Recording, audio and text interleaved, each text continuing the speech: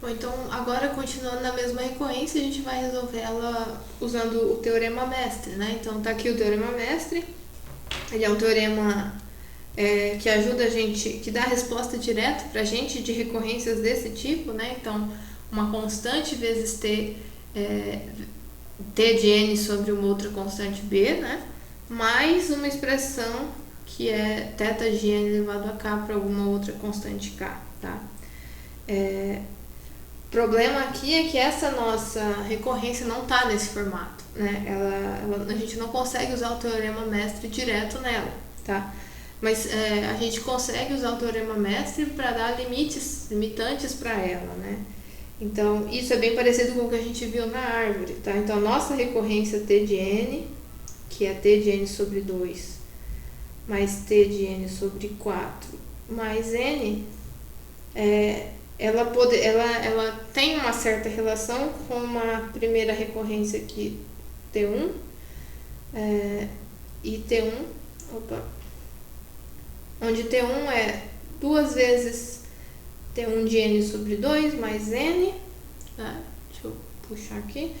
E uma segunda recorrência que é bem relacionada com a nossa, essa t2 aqui, que é duas vezes t2 de n sobre 4, né? Então, elas são bem relacionadas em que sentido, né? A nossa recorrência t de n, ela certamente ela tem tempo menor do que a recorrência t1, certo? Porque aqui eu tenho problemas de tamanho maior do que a nossa recorrência, né? E ela também tem tempo maior do que a nossa recorrência, né? Ela tem tempo maior do que a recorrência t2, tá? Então, se eu consigo resolver essa, eu tenho um limite inferior para a nossa. Se eu consigo resolver essa, eu tenho um limite superior para a nossa, né? E aí sim, essas duas elas estão no formato do teorema mestre, né? Então, a recorrência t1 ali, ela está no formato do teorema mestre. Se eu pego A valendo 2, B valendo 2 e K valendo 1, né? Porque K aqui é o expoente da expressão que sobra. Eu tenho aqui n elevado a 1. Então, isso aqui eu preciso comparar, né? Então, A com B elevado a K, né? Então, 2 com 2 elevado a 1. Isso é igual, certo? Sendo igual, sendo um valor igual, então a gente cai nesse segundo caso aqui do teorema mestre. Ele diz pra gente, então, que o resultado, né? Que T1 de n é θ de... sumiu da tela. Θ de n log n, de n elevado a k vezes log n, né? Então, como k aqui é 1, a gente descobriu isso. T1 é θ de n log n.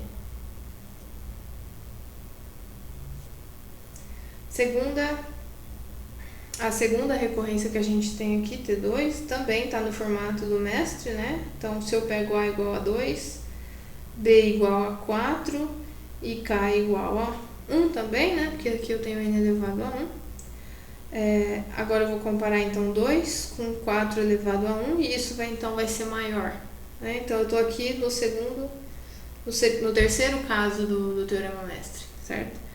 Então ele está dizendo pra gente que essa recorrência T2 aí, ela é θ de n elevado a k, né?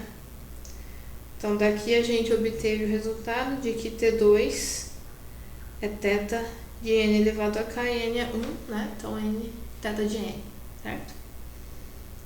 E aí aqui é algo bem parecido com o que a gente fez na árvore, né? Então, sabendo aqui que T1 é θ de n log n, e sabendo que a nossa expressão é menor do que T1, então eu sei que existe alguma constante, C aqui,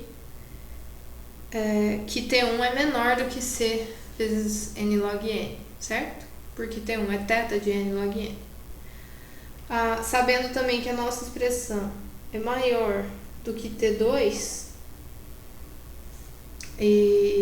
e sabendo que T2 é θ de n, então eu também sei que existe uma outra constante aqui, vou chamar de D, tal que T2 é maior do que D vezes n, né?